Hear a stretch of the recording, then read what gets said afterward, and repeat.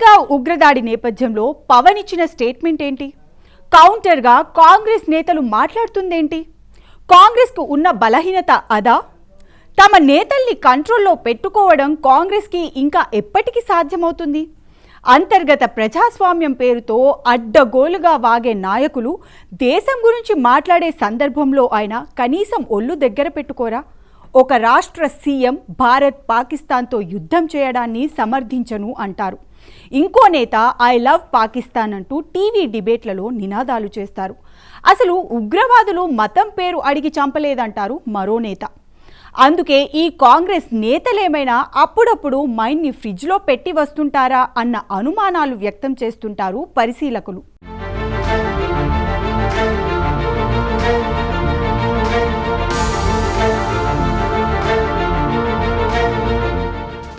AP deputy CM Janasena అధినేత పవన్ కళ్యాణ్ జాతీయవాద గళాన్ని మరోసారి బలంగా వినిపించారు. కశ్మీర్లో జరిగిన దారుణ ఉగ్రదాడిపై మంగళగిరి జనసేన కార్యాలయంలో సంతాపం తెలిపిన ఆయన దాడిలో ప్రాణాలు కోల్పోయిన జనసేన సభ్యుడు మధుసూదన్ కుటుంబానికి 50 లక్షల ఆర్థిక సాయం ప్రకటించారు. ఈ సందర్భంగా ఆయన మాట్లాడుతూ మతం పేరుతో 26 మందిని చంపిన ఉగ్రవాదుల దారుణాన్ని, సూడో సెక్యులరిజం పేరుతో దాన్ని సమర్థించేవారిని తీవ్రంగా ఖండించారు. పాకిస్తాన్పై సానుభూతి చూపే కాంగ్రెస్ నేతలను ఉద్దేశిస్తూ భారత్ను వీడి పాకిస్తాన్కు వెళ్లాలని హెచ్చరించారు. జనసేన తెలుగు రాష్ట్రాల్లో ఉన్నప్పటికీ జాతీయవాదానికి కట్టుబడి ఉంటుందని స్పష్టం చేశారు.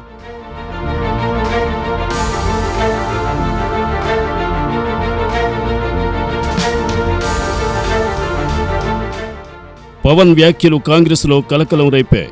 ఈ క్రమంలో భువనగిరి ఎంపీ చామల కిరణ్ కుమార్ రెడ్డి జబ్బలు చరుచుకుని పవన్కి కౌంటర్ ఇవ్వడానికి రంగంలోకి దిగారు. ఆయన మాట్లాడిన మాటలు చూస్తుంటే అసలు పవన్ కళ్యాణ్ వ్యాఖ్యలు ఆయన బుర్రకు ఎక్కినట్లే అనిపించడం లేదంటున్నారు పరిశీలకులు.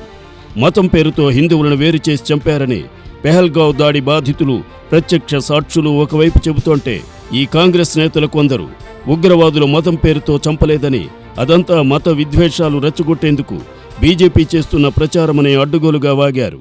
ఈ వ్యాఖ్యలు సహజంగానే అందరికీ ఒళ్ళు మండేలా చేశాయి. ఈ నేపథ్యంలోనే పవన్ కళ్యాణ్ స్పందించాల్సి వచ్చింది. ఉగ్రవాదుల దాష్టీకానికి భర్తను పోగొట్టుకున్న భార్య అబద్ధం చెప్తుందా? కొడుకును పోగొట్టుకున్న తల్లిదండ్రులు అబద్ధమాడతారా?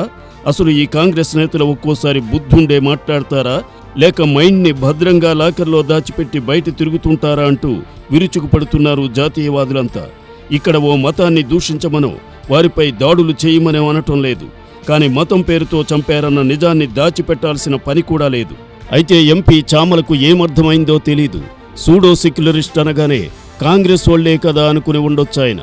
అలా చూసినా ఆయనిచ్చిన కౌంటర్కి, పవన్ స్టేట్మెంట్కి, నక్కకి నాగలోకానికి ఉన్నంత తేడా ఉందంటున్నారు పలువురు విశ్లేషకులు.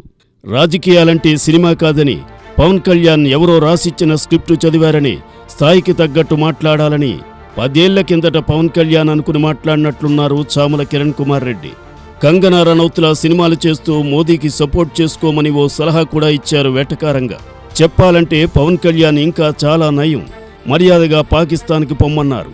అలా మర్యాదగా వెళ్లగొట్టడం ఏంటని, భారత్లో ఉంటూ పాకిస్తాన్కి సపోర్ట్ చేస్తున్న వాళ్ళని దేశద్రోహం కింద అరెస్ట్ చేసి జైల్లో పెట్టాలని డిమాండ్ చేస్తున్నారు సీసలైన సెక్యులరిస్టులు.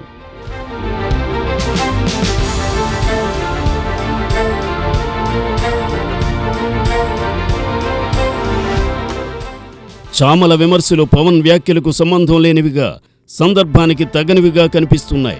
ఇదిలా ఉంచితే కాంగ్రెస్ నేతలు అద్దంకి దయాకర్, సిద్ధరామయ్య వంటి వారు పాకిస్తాన్పై సానుభూతి వ్యక్తం చేస్తూ పాక్పై యుద్ధం చేస్తే ఒప్పుకోం, ఐ లవ్ పాకిస్తాన్ అంటూ పాకీలపై వల్లమాలిన ప్రేమని వలకబోశారు.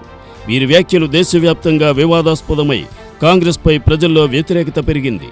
దీంతో కాంగ్రెస్ అధిష్టానం ఈ వ్యాఖ్యలను వారి వ్యక్తిగత అభిప్రాయాలుగా పేర్కొంటూ పార్టీకి ఏమాత్రం సంబంధం లేదంటూ సదరు నేతల్ని చీకొట్టి వదిలించుకుంది.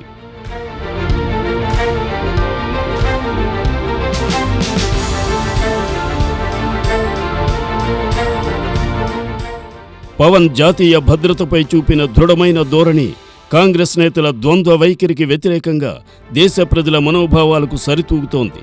పవన్ వ్యాఖ్యలు దేశ ప్రజల భావోద్వేగానికి అద్దం పడుతోంటే, కాంగ్రెస్ నేతలు ఇలాంటి సున్నితమైన సమయంలోనూ తప్పుడు మాటలు మాట్లాడి రాజకీయ నష్టాన్ని కొని తెచ్చుకుంటున్నారని విశ్లేషకులు హెచ్చరిస్తున్నారు.